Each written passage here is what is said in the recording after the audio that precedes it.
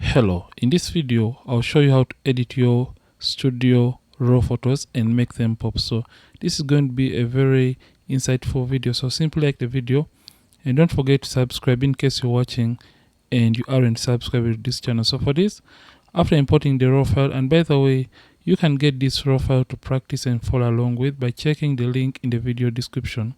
So after importing the raw image into Camera Raw, it is going to automatically be opened up in Camera Raw right here.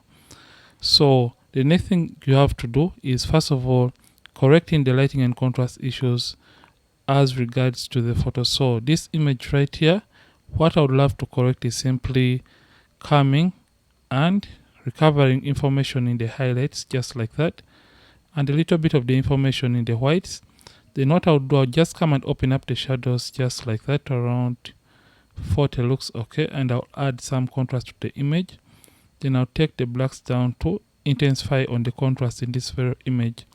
Then I'll just come and open up the exposure to slightly brighten up the image, and this is where we started before.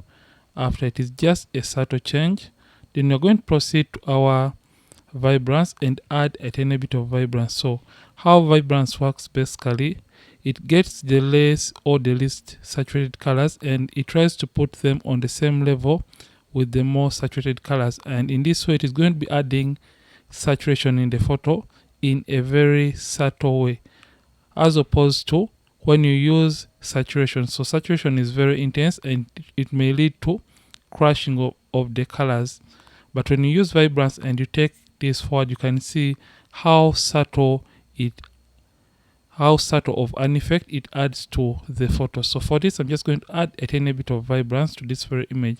And by the way, in case you have shot a photo, or if you have taken a photo and it is too blue or too yellowish, you can correct that using the temperature slider. So in case it's too blue, you can add more yellows, and in case it's too yellow, you can add more blues, and in that way it is going to reduce on that given color cast. And you can remove color cast by removing either a green or magenta color cast to your images by moving this slider of the tint. So to remove greens, add magentas, and to remove magentas, move the slider towards the green, and that is going to basically correct that.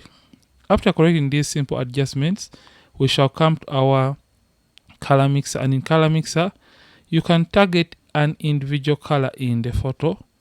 So you have mixer and point color. So in case you want to adjust so many colors independently, you can use point color. And how this basically works, simply select point color and get the color picker tool, and you click on that color that you want to adjust in the image. So I want to adjust the greens.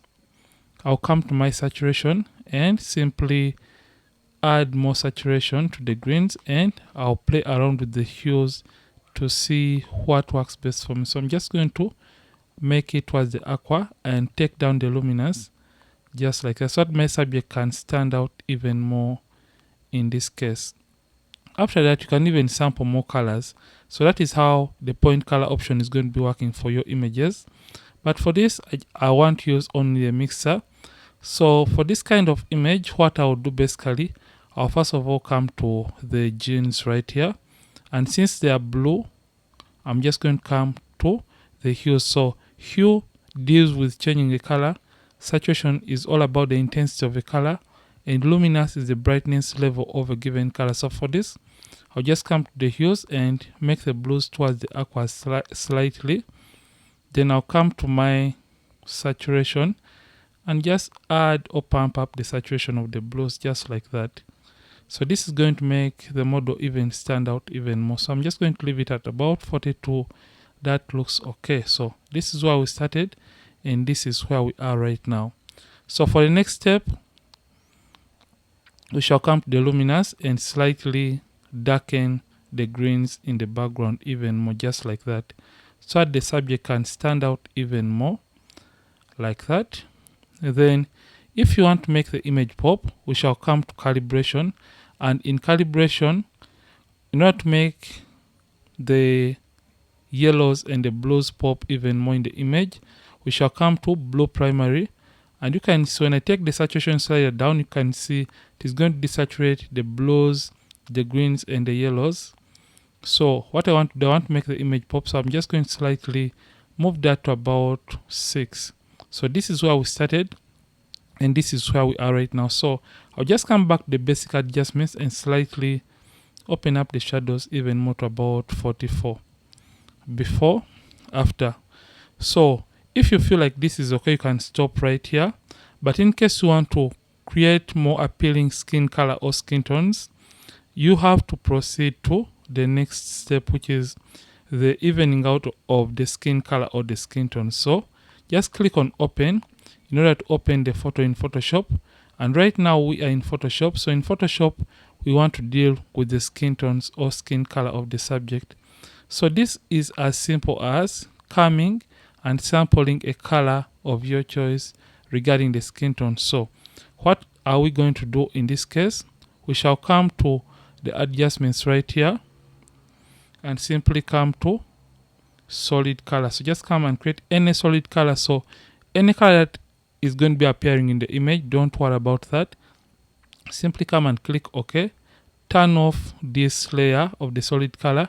Then double click on the solid color icon to open up the color picker tool and simply zoom into the skin of the subject. So choose an area that you feel is most suitable for your subject's skin or skin tone. So for this, basically, I'm going to sample any color regarding, I'll prefer more of a mid-tone. So this is okay.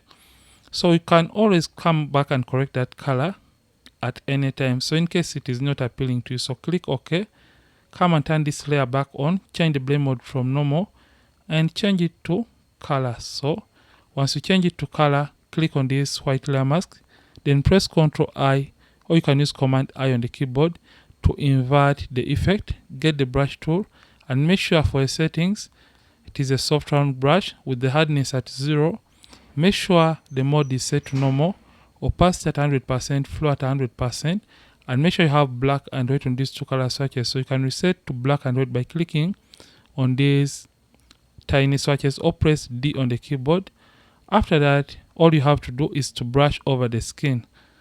So simply brush over the skin like that, and you can see as soon as you start brushing, it is going to be applying the color. So don't mind if at all the color is looking a little bit unnatural and a little bit unrealistic, because for the next step we shall be rectifying and getting that color to look better at this point. So take your time as you're trying to paint on the skin.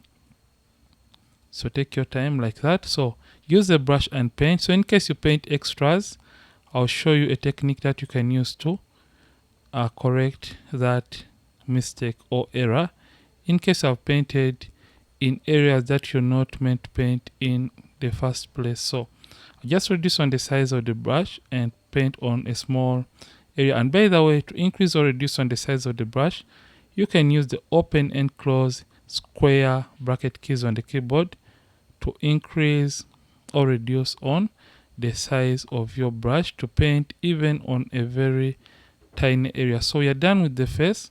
So make sure you paint all over the rest of the body using a brush. So let me just do something quick here. So like I said, you have to be really careful with this point because you don't want to mess up and paint areas that you did not want to paint or areas that don't have skin. So reduce on the size and just paint on the fingers like that.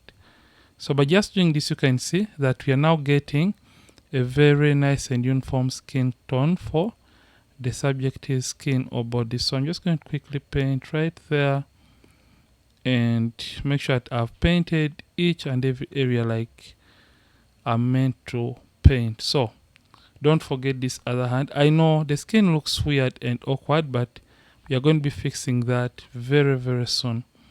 So let me just quickly paint. Like I said, in case you paint extras, just switch the brush back to black.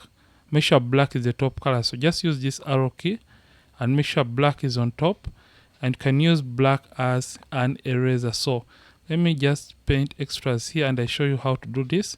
Make sure black is on top, reduce on the size and simply brush over those extras.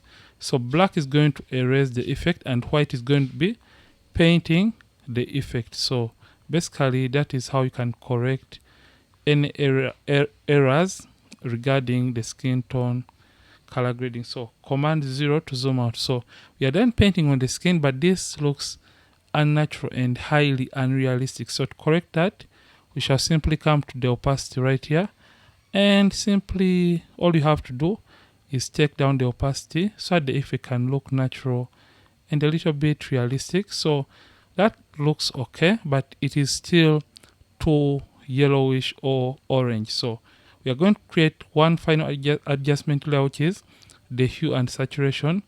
Click on the reds and simply take down the lightness of the red. So when you do this, it is going to slightly reduce on the amount of oversaturation in the skin tone area, and you can as well take down the saturation of the reds just like that. So this is what we have. And by the way, you can even add a selective color adjustment layer, and you simply target the reds in this case.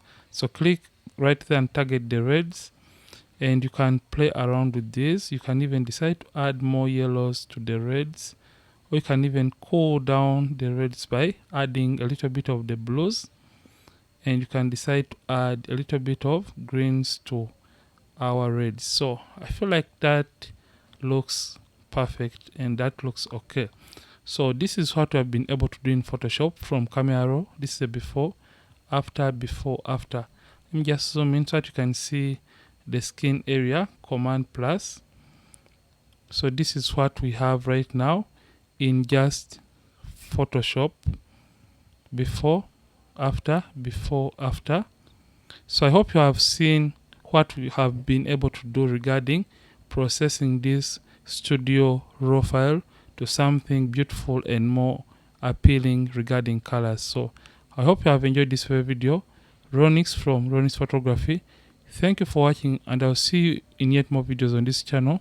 Don't forget, keep practicing, and as well keep creating.